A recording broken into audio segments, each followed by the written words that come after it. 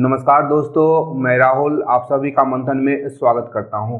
आज के इस सेशन में हम लोग झारखंड की जनजातियों में प्रचलित प्रमुख जनजातीय चित्रकला और शिल्पकला को यहां पर हम लोग देखेंगे। इसके अंतर्गत हम लोग झारखंड की जनजातियों में प्रचलित मुख्य रूप से सोहराय, कोहबर, पैटकर, जादू पटिया, स्ट्रॉ कला के अतिरिक्त ढोकरा कला, बांस शिल्प कला को भी यहाँ पर इस सेशन के माध्यम से हम लोग समझने का प्रयास करेंगे। यह सेशन मूल रूप से डिस्क्रिप्टिव सेशन है और झारखंड एसएससी तथा जेपीएससी के द्वारा आयोजित की जाने वाली प्रत्येक प्रतियोगी परीक्षा के लिए यह सेशन अत्यंत ही महत्वपूर्ण है, क्योंकि यहाँ से प्रत्येक परीक्षाओं में प्रश्न पूछे जाते हैं।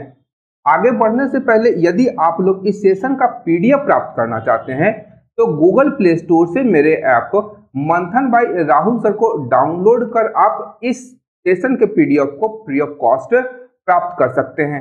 ऐप का लिंक मैंने डिस्क्रिप्शन और पिन कमेंट में दे दिया है। तो आइए आज के इस सेशन को हम लोग प्रारंभ करते हैं और झारखंड की सबसे प्रमुख और प्रचलित चित्रकला शैली जादू पटिया शैली को यहाँ पर हम लोग देखते हैं। जादू पटिया शैली झारखंड की संथाल जनजाति में प्रचलित चित्रांकन की एक महत्वपूर्ण लोक कला शैली है।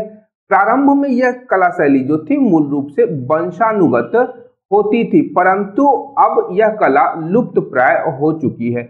उल्लेखनीय तथ्य है कि जादू पटिया में जादो शब्द का अर्थ जो है संथाली भाषा में जादो शब्द का अर्थ चित्रकार से है तथा पटिया का अर्थ यहाँ पर छोटे कपड़ों या कागज के टुकड़ों को जोड़कर बनाए जाने वाले पटों पर निर्मित चित्रकारी से है। तो ध्यान रखिएगा, जादू पटिया के अंतर्गत कपड़ों से छोटे छोटे और कागज के टुकड़े को जोड़कर 6 से 10 फीट लंबा चित्र बनाया जाता है और प्रत्येक पट पर 4 से 16 चित्र बनाए जाते हैं। इस कला शैली में जो प्रमुख रूप से चित्रांकन किया जाता है वह संथाल जनजाति के प्रमुख मिथकों, उनके परंपराओं के साथ साथ लौकिक और अलौकिक विषयों का चित्रण इस शैली में किया जाता है। संथाल समाज के मिथकों, संथालों की उत्पत्ति कथा, इसके अतिरिक्त आप देख सकते हैं राम कथा, कृष्ण लीला का वर्णन भी जादू पटिया शैली में किया जाता है। वहीं बाघ देवता और जीवन के बाद के विभिन्न दृश्य के अतिरिक्त संथाल जनजाति में प्रचलित विभिन्न प्रकार के जो रीति रिवाज हैं, उनकी धार्मिक विश्वास और उनके नैतिक मान्यताओं का चित्रण इस कला शैली के अंतर्गत किया जाता है। इस कला शैली का जो प्रमुख क्षेत्र है यह आपका संथाल परगना क्षेत्र का दुमका और जामताड़ा जिलों में जादू पटिया शैली प्रमुखता से देखी जाती है।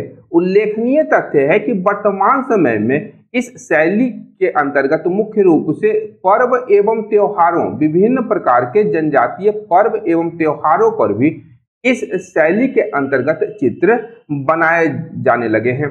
अगली शैली है सोहराय शैली और सोहराय शैली जनजातियों के अंतर्गत प्रचलित एक प्राचीन कला शैली है। उल्लेखनीय तथ्य है, यहाँ सबसे पहले हम लोग देखेंगे कि सोहराय शब्द की जो उत्पत्ति है यह मुंडारी भाषा के शब्द सोराय से हुई है और सोराई का अर्थ होता है झाड़ूनुमा छड़ी से जानवरों को मारना। उल्लेखनीय तथ्य है कि सोहराय कला शैली का जो संबंध है वह आपका प्रसिद्ध त्योहार सोहराय से संबंधित है, जो दीपावली के एक दिन बाद मनाया जाता है। और अभी जब मैं वीडियो रिकॉर्ड कर रहा हूं तो 2 दिन पूर्व ही सोहराय पर्व झारखंड में मनाया जा चुका है।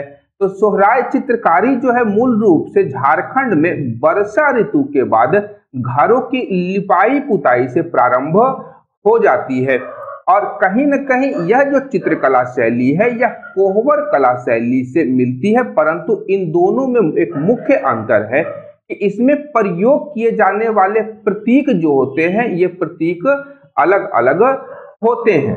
सोहराय कला के प्रमुख देवता के रूप में प्रजापति या पशुपति का चित्रांकन किया जाता है और इसमें जो प्रमुख चित्रण है यह आपका डमरू की आकृति में देवता पशुपति को सांड की पीठ पर खड़ा चित्रांकित किया जाता है।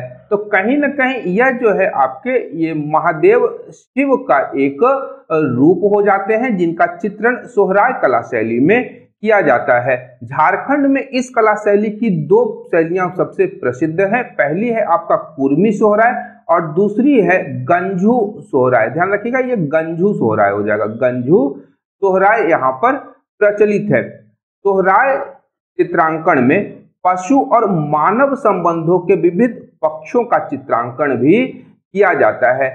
इस शैली के अंतर्गत अन्य विषय जो है जिनका चित्रांकन किया जाता है उसमें जंगली जीव जंतुओं, पक्षियों और पेड़ पौधों का चित्रांकन किया जाता है तथा इस शैली का जो प्रचलन है मूल रूप से उत्तरी छोटा नागपुर के हजारीबाग जिले में इसका प्रचलन देखा जाता है। उल्लेखनीय तथ्य है कि 2020 में सोहराय कला शैली को जीआई टैग प्राप्त हो गया था और इस जीआई टैग के लिए जो आवेदन था वह सोहराय कला विकास सहयोग समिति हजारीबाग के द्वारा दिया गया था। यहाँ हम लोग सोहराय कला शैली से संबंधित कुछ प्रमुख चित्रांकनों को देख सकते हैं जो हजारीबाग के ग्रामीण इलाकों में जनजातीय समुदाय के लोगों के द्वारा उनके आवासों में यह चित्रांकन किया जा रहा है। नीचे के दो चित्रों में आप लोग दो महिलाओं को देख सकते हैं। ये दोनों ही महिलाएं अपने घर में सोहराय कला शैली के अंतर्गत चित्रांकन करती हुई यहाँ पर दिखाई दे रही है। तो कहीं ना कहीं यह जो कला शैली है प्रकृति से संबंधित है और दीपावली के उपरांत इस कला शैली के चित्रों का निर्माण की प्रक्रिया प्रारंभ हो जाती है। अगली कला शैली है कोहबर शैली और कोहबर शब्द की जो उत्पत्ति है यह हिंदी तथा फारसी शब्दों से मिलकर के बनी है। फारसी शब्द यहाँ पर आपका को है जिसका अर्थ होता है गुफा या इंग्लिश में कहें तो केव। वहीं वर एक हिंदी शब्द है जिसका अर्थ होता है दुल्हा या ग्रूम। ध्यान रखिएगा, दुल्हा या ग्रूम इसे वर को कहा जाता है। तो कोहबर का शाब्दिक अर्थ क्या हो गया? गुफा में विवाहित जोड़ा से इसका संबंध बनता है।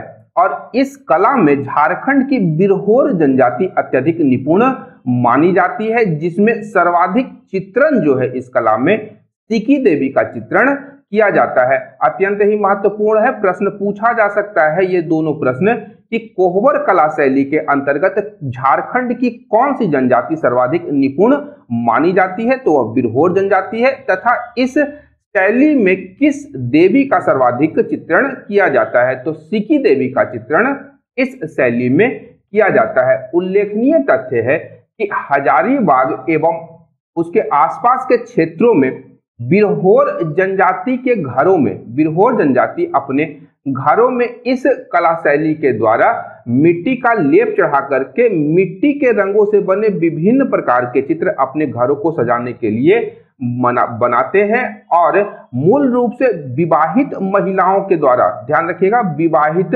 महिलाओं के द्वारा विवाहोपरांत अपने ससुराल में इस शैली के चित्र बनाए जाते हैं। एक अन्य तथ्य है यहाँ पर कि बिरहोर जनजाति का जो घर कहलाता है वह उसे कुंबास कहते हैं। कुंबा, ध्यान रखिएगा, कुंबा बिरहोर जनजाति के घर को कहा जाता है। तो कुंबास में ये लोग इस चित्रकारी को करते हैं।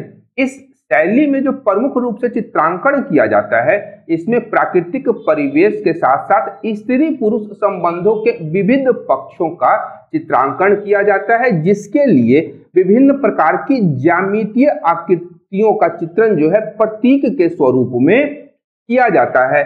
इसके अतिरिक्त इस शैली में घर आंगन में विभिन्न प्रकार के ज्यामितिक आकृतियों के अतिरिक्त आपका पेड़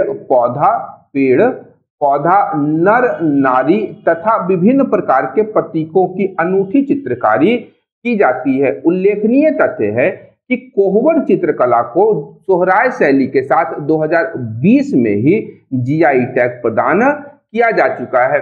एक अन्य तथ्य है कि कोहबर और सोहराय कला शैली को विकसित करने का जो प्रयास है वह भारतीय राष्ट्रीय कला निधि के संयोजक बुलू इमाम के नेतृत्व में किया जा रहा है और इस कला के विकास के लिए हजारीबाग जिला के दीपूगढ़ा में एक सांस्कृतिक केंद्र की स्थापना की गई है। यह भी बहुत ही महत्वपूर्ण है, आपसे पूछा जा सकता है कि कोहबर और सोहराय कला को विकसित करने का प्रयास किसके द्वारा किया जा रहा है, तो बुलु इमाम के द्वारा यह प्रयास किया जा रहा है तथा हजारीबाग के दीपूगढ़ में सांस्कृतिक केंद्र की स्थापना की गई है। इस सांस्कृतिक केंद्र में जनजातीय महिलाओं को इन दोनों कलाओं के संबंध में प्रशिक्षण प्रदान किया जा रहा है। यहाँ पर हम लोग कोहबर चित्रकारी से संबंधित इस चित्र को देख सकते हैं। यहाँ पर विभिन्न प्रतीकों के माध्यम से यहाँ पर एक विवाहित जोड़े को दिखाया गया है और यहाँ पर यह विवाहित जोड़ा कुछ यहाँ पर किसी प्रकार के कर्म या अनुष्ठान में संलग्न है। इसके अतिरिक्त अन्य प्रकार के प्रतीक चिन्हों का यहाँ पर प्रयोग किया गया है। उल्लेखनीय तथ्य है कि कोहबर चित्रकला झारखंड के अतिरिक्त बिहार के मिथिलांचल, ध्यान रखिएगा, बिहार के मिथिलांचल और विशेष रूप से मधुबनी जिले में कोहबर चित्रकारी अत्यंत ही प्रसिद्ध है, जहां की नव विवाहित जोड़े जब घरों में प्रवेश करते हैं तो उनके स्वागत के समय जो पूजा पाठ किया जाता है वहां पर इस चित्रकारी का प्रयोग पूजा स्थल में किया जाता है। कोहबर चित्रकारी के पश्चात हम लोग पैथकर या स्क्रॉल चित्रकला को देखते हैं और पैथकर चित्रकला का झारखंड में एक दूसरा नाम है स्क्रॉल चित्रकला। और उल्लेखनीय तथ्य है कि इस चित्रकला का जो प्रारंभ है वह झारखंड की सवर जनजाति के द्वारा प्रारंभ किया गया था, जिसका उल्लेख 18 पुराणों में से एक गरुड़ पुराण में प्राप्त होता है। और पैथकर चित्रकला को भारत की सबसे प्राचीन चित्रकलाओं में से एक माना जाता है। झारखंड में इस चित्रकला का जो प्रमुख केंद्र है वह पूर्वी सिंहभूम जिला के आमादुबी गांव में है, जिसे हम लोग पैथकर गांव के रूप में भी जानते हैं। ध्यान रखिएगा, झारखंड के पूर्वी सिंहभूम जिला के आमादुबी गांव को पैथकर गांव की भी संज्ञा दी जाती है। और इस चित्रकला शैली में प्रमुख रूप से रामायण, महाभारत, हिंदू महाकाव्यों के विषय जिनमें शिव और दुर्गा शामिल हैं तथा मानव जीवन, लोक जीवन, लोक मौखिक परंपरा और किंवदंतियों आदि का चित्रण किया जाता है। इसमें प्रमुख रंग का प्रयोग किया जाता है जो कि प्राथमिक रंग होते हैं और लाल, पीला और नीला रंग का प्रमुखता से प्रयोग किया जाता है। इस चित्रकला को बनाने के लिए जो ब्रश का निर्माण किया जाता है वह गिलहरी और बकरियों के बालों से किया जाता है, जिसका आधार जो है ताड़ के पत्तों से बनाया जाता है। पैथकर या स्क्रॉल चित्रकला झारखंड के अतिरिक्त आपका उड़ीसा, पश्चिम बंगाल और तेलंगाना में भी प्रचलित है। अगली कला है आपका अरिपन। और अरिपन जो है शुभ अवसरों पर जमीन के ऊपर बनाया जाने वाला एक प्रमुख कला है। इस कला को बनाने के लिए पहले जमीन को साफ किया जाता है और उसके ऊपर गोबर का लेप चढ़ाया जाता है और उस लेप के सूखने के पश्चात वहां पर अरिपन का जो निर्माण है वह चावल के आटे से बने घोल से अरिपन का निर्माण किया जा सकता है। यहाँ पर आप इस महिला को देख सकते हैं कि सूखे हुए आंगन में क्या कर रही है, एक अरिपन का निर्माण कर रही है और यह शुभ अवसरों के ऊपर किया जाता है, जैसे कोई त्योहार हो या आपका शादी विवाह का त्योहार हो, शादी विवाह का समारोह हो, तो उन अवसरों पर अरिपन का निर्माण किया जाता है। इसके पश्चात है आपका संथाली भित्ति चित्र और इस संथाली भित्ति चित्र का निर्माण विभिन्न प्रकार के उत्सवों के दौरान संथाल जनजाति में किया जाता है। और इस चित्रकारी का जो मूल रूप से प्रचलन है वह छोटा नागपुर तथा संथाल परगना की जनजातियों में देखा जाता है।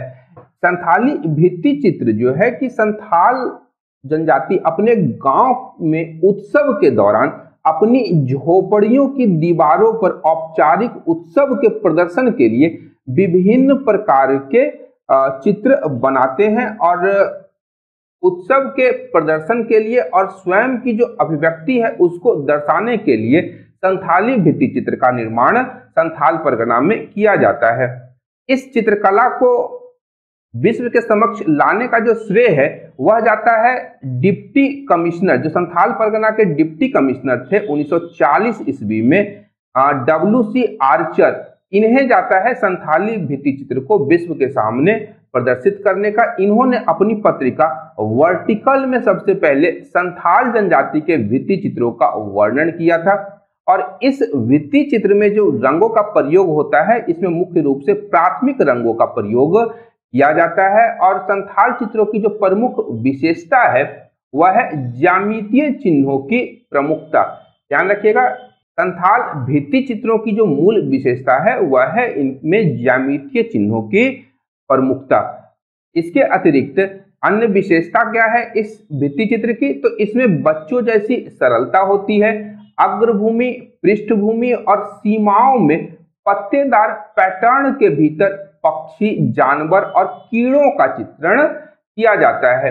इस भित्ति चित्र में प्रेम और मिलन के दर्शन को भी दर्शाया जाता है, जिसमें मां और बच्चे के साथ साथ मानव, पशु और पक्षी जोड़ों का चित्रण किया जाता है। इस चित्रांकन शैली में जो मूल विषय है जिसका चित्रांकन किया जाता है वह है गांव का मनोरम दृश्य, जिसमें जलावन के लिए लकड़ी और पानी ले जाती महिलाएं, बाजार की ओर बैलगाड़ी चलाते हुए पुरुष और वृक्ष के नीचे नाचना गाना आदि प्रमुख है। यहाँ पर हम लोग संथाली भित्ति चित्र से संबंधित कुछ प्रमुख और मुख्य चित्रों को यहाँ पे हम लोग देख सकते हैं, जिसमें संथाल जनजाति और छोटा नागपुर में निवास करने वाले विभिन्न जनजातियों की आत्माभिव्यक्ति और उनके उत्सवों का प्रदर्शन यहाँ पर हम लोग देख सकते हैं। आगे हम लोग देखते हैं गंजू चित्रकला। और इस चित्रकला में मूल रूप से पशुओं, जिसमें कि वन्य और पालतू जानवरों के साथ साथ वनस्पतियों का चित्रण किया जाता है। यहाँ सबसे महत्वपूर्ण तथ्य है कि इस चित्रकला शैली में आपका संकटग्रस्त जानवरों का चित्रण प्रमुखता से किया जाता है, जो अत्यंत ही महत्वपूर्ण है। आने वाले किसी भी एग्जाम में यह पूछा जा सकता है प्रश्न कि झारखंड की किस चित्रकला शैली में संकटग्रस्त जानवरों का चित्रण प्रमुखता से किया जाता है, तो वह गंजू चित्रकला शैली है। अगर आगे है आपका बैद्यनाथ चित्रकला। और इस चित्रकला शैली का विकास झारखंड के बैद्यनाथ धाम देवघर में हुआ है। और इस चित्रकला का जो विकास हुआ है वह पश्चिम बंगाल के काली घाट मंदिर के अनुरूप हुआ है, जिसका प्रमुख विषय है आपका कि बैद्यनाथ धाम मंदिर की परंपराओं का चित्रांकन इस कला शैली में हम लोग देखते हैं, जिसके प्रमुख उदाहरण के रूप में हम लोग समझ सकते हैं कि कांवर यात्रा, शिव बारात, शिव रुद्राभिषेक, शिव जलाभिषेक आदि का चित्रण इस कला शैली के अंतर्गत प्रमुखता से किया जाता है। उल्लेखनीय तथ्य है कि इस कला शैली को विकसित करने का जो श्रेय है वह नरेंद्र पंजियारा जी को जाता है। और इन्हें 2016 ईस्वी में कार्टूनिस्ट ऑफ द ईयर पुरस्कार से भी सम्मानित किया गया है। ध्यान रखिएगा, प्रश्न पूछा जा सकता है कि बैद्यनाथ चित्रकला शैली को विकसित करने का श्रेय किसे जाता है, तो नरेंद्र पंजियारा जी को यह श्रेय जाता है। आगे है आपका तेली, प्रजापति और राणा चित्रकला। तो झारखंड की 3 उपजातियों तेली, प्रजापति और राणा में जो प्रचलित लोक कला चित्रकला है उसे हम लोग तेली, प्रजापति और राणा चित्रकला के नाम से जानते हैं। इस चित्रकला शैली में जो चित्रित किए गए प्रमुख विषय हैं, इसमें भगवान शिव या पशुपति को पशुओं और पेड़ पौधों के देवता के रूप में चित्रित किया जाता है। उल्लेखनीय तथ्य है कि इस शैली में धातु के तंतुओं का प्रयोग किया जाता है। यह भी अत्यंत ही महत्वपूर्ण है। प्रश्न पूछा जा सकता है कि झारखंड की किस चित्रकला शैली में धातु के तंतुओं का प्रयोग किया जाता है, तो वह तेली, प्रजापति और राणा चित्रकला है। अगला आपका है हैंडीक्राफ्ट कला। झारखंड, हम लोग जानते हैं कि झारखंड में हस्तशिल्प कार्य के स्वदेशी रूपों का अभ्यास जो है विभिन्न जनजातियों के द्वारा किया जाता है और ये राज्य के कारीगरी और संस्कृति की समृद्ध परंपरा को दर्शाते हैं। झारखंड में विभिन्न कलाकृतियां जैसे बांस शिल्प, आपका लकड़ी का शिल्प, बेंत शिल्प कला, धातु शिल्प कला, आभूषण शिल्प कला, आपका टेराकोटा शिल्प, पारंपरिक आभूषण, गोंडा घास शिल्प, मोम की ढलाई हो गया आपका मूर्तियां, मुखौटा शिल्प या वाद्य यंत्र बनाना जिसमें मांदर आपका प्रमुख है। मुखौटा शिल्प में आपका सरायकेला खरसावां का छाऊ नृत्य के मुखौटे बनाना हो गया, पत्थर के ऊपर विभिन्न प्रकार की नक्काशी करना आदि झारखंड के विभिन्न हस्तशिल्प या हैंडीक्राफ्ट कला के प्रमुख उदाहरण है। और ये सारे जो उदाहरण है झारखंड के समृद्ध सांस्कृतिक परंपरा को दर्शाते हैं। आगे हम लोग झारखंड में प्रचलित विभिन्न प्रकार के लोकप्रिय हस्तशिल्प को देखेंगे, जिसमें सबसे प्रसिद्ध है आपका ढोकरा कला। और ढोकरा कला जो है दस्तकारी की एक सर्वाधिक प्राचीन कला है, जो झारखंड की संस्कृति का एक अहम हिस्सा है। उल्लेखनीय तथ्य है कि यह एक धातु शिल्प कला है और स्थानीय स्तर पर इसे तिरे पेड़ू और धड़वा के नाम से भी जाना जाता है। इस कला शैली में जो तकनीक का प्रयोग किया जाता है वह मोम कास्टिंग तकनीक का प्रयोग किया जाता है, और इस धातु कला के लिए जो मोम की प्राप्ति की जाती है वह मधुमक्खियों के मोम से प्राप्त की जाती है। इस कला शैली में मूलतः आपका तांबा, जस्ता और रांगा आदि धातुओं के मिश्रण की ढलाई करके विभिन्न प्रकार की मूर्तियां, बर्तन और रोजमर्रा के सामान बनाए जाते हैं। ध्यान रखिएगा कि ढोकरा शिल्प कला में मूलतः आपका अलौह धातु का प्रयोग किया जाता है, और इन धातुओं के द्वारा ही विभिन्न प्रकार के मूर्ति, बर्तन और रोजमर्रा के सामान बनाए जाते हैं। उल्लेखनीय तथ्य है कि इस कला का जो प्रारंभ है यह असुर जनजाति के द्वारा किया गया था, और इस कला से जो संबंधित महत्वपूर्ण जनजाति वर्तमान समय में है वह है मलेर जाति। प्राचीन भारतीय इतिहास की हड़प्पा सभ्यता से इस कला का संबंध दृष्टिगोचर होता है, और मोहनजोदड़ो से प्राप्त हुई स्त्री की जो कांस्य प्रतिमा है वह इसी तकनीक के प्रयोग के द्वारा बनाई गई थी। और झारखंड में इस ढोकरा कला से निर्मित जो प्रमुख निर्माण है वह है आपका पैला, जिससे कि धान और चावल नापने के लिए इसका उपयोग किया जाता है। इस कला के द्वारा जो प्रमुख निर्माण है इसमें ढोकरा, घोड़े, हाथी, मोर, उल्लू, धार्मिक चित्र, मापने वाले कटोरे जिसे हम लोग पैला कहते हैं, और दीपक के डिब्बे आदि का निर्माण किया जाता है। झारखंड में ढोकरा कला के 5 क्लस्टर हैं, जिसमें कौन कौन है आपका हजारीबाग, खूंटी, पूर्वी सिंहभूम, रामगढ़ एवं दुमका जिला, ये इन 5 क्लस्टरों में शामिल हैं। इसके अतिरिक्त रांची जिला के बुंडू क्षेत्र के भी कुछ कारीगर इस शिल्पकला से जुड़े हुए हैं। इसके पश्चात हम लोग मुखौटा शिल्पकला देखते हैं, और झारखंड के सरायकेला खरसावां जिले में मुखौटा शिल्प के लिए प्रसिद्ध है। उल्लेखनीय तथ्य है कि सरायकेला खरसावां में छऊ नृत्य की एक शैली प्रचलित है, जिसे हम लोग सरायकेला शैली के नाम से भी जानते हैं, और इस नृत्य कला शैली में इस प्रकार के मुखौटे का प्रयोग किया जाता है। और इस कला शैली का जो विकास है, जिसके कारण यह सर्वाधिक विकास आपका सरायकेला खरसावां और पूर्वी सिंहभूम में देखा जाता है। इन मुखौटों का जो निर्माण है यह मूल रूप से मिट्टी से किया जाता है, और इसके चारों ओर जो सजाने का जो काम किया जाता है यह आपका कागज से इसे सजाया जाता है, जिसके ऊपर विभिन्न प्रकार के रंगों का प्रयोग किया जाता है, जिससे ये मुखौटे अत्यधिक आकर्षक लगते हैं। इन मुखौटों को बनाने वाले कारीगरों को महापात्रा, महाराणा या सूत्रधार भी कहा जाता है। इसके पश्चात बांस शिल्प।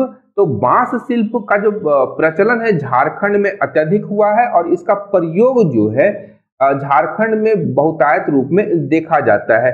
झारखंड में बांस से बनी हुई वस्तुओं का प्रयोग भी जो है अत्यधिक किया जाता है, जिसमें मूल रूप से आपका टोकरी, खिलौना तथा कई अन्य प्रकार की वस्तुएं, जिसमें प्रमुखता से हम लोग सजावटी वस्तुओं को भी हम लोग रखते हैं। और इस बांस शिल्प का जो डिमांड है नगर और विदेशों में आपका प्रमुखता से किया जाता है, मूल रूप से सजावटी वस्तुओं के रूप में। इसके अतिरिक्त झारखंड में बांस का उपयोग करके छाता बनाया जाता है, जिसे स्थानीय स्तर पर चातोम कहा जाता है। और बांस कर्म में झारखंड के महली समुदाय के लोग अत्यधिक निपुण होते हैं। इनके साथ साथ झारखंड के गोंड, पहाड़िया, और बिरहोर जनजाति बांस कर्म के द्वारा ही अपनी जीविका चलाते हैं। इसके अतिरिक्त झारखंड में एक अन्य प्रकार का छोटा छाता बनाया जाता है जिसे चुकरी कहा जाता है, और यह जो छाता है या चुकरी इसे गुंगू पत्ता से बनाया जाता है। तो चातोम अत्यंत ही महत्वपूर्ण है और चातोम को बनाने के लिए मूल रूप से बांस का प्रयोग किया जाता है, वहीं चुकरी को बनाने के लिए गुंगू पत्ता का प्रयोग किया जाता है।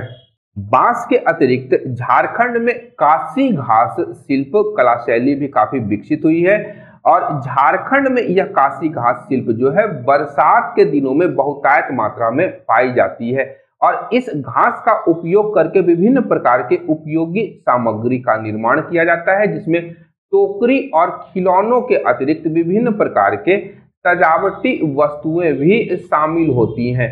और इन वस्तुओं का जो निर्माण है मूल रूप से झारखंड के संथाल परगना जिले में देखने को हमें मिलता है। या कासी घास शिल्प कला जो है झारखंड के संथाल परगना जिले में सर्वाधिक प्रचलित दिखाई देती है। तो झारखंड की जनजातीय हस्तकला, चित्रकला और शिल्प कला से संबंधित आज का जो सेशन था यहीं पर समाप्त होता है। आशा करता हूं कि आज के सेशन से आप लोगों को लाभ हुआ होगा तथा उपयोगी जानकारी प्राप्त हुई होगी। यदि सेशन से लाभ प्राप्त हो रहा है तो वीडियो को अपने ग्रुप्स और मित्रों के साथ शेयर करने के अतिरिक्त लाइक और सब्सक्राइब करना बिल्कुल भी ना भूलें। अंत तक देखने के लिए धन्यवाद। देखते रहिए मंथन, क्योंकि मैं इस प्रकार के वीडियोस लाता रहता हूं। Thank you.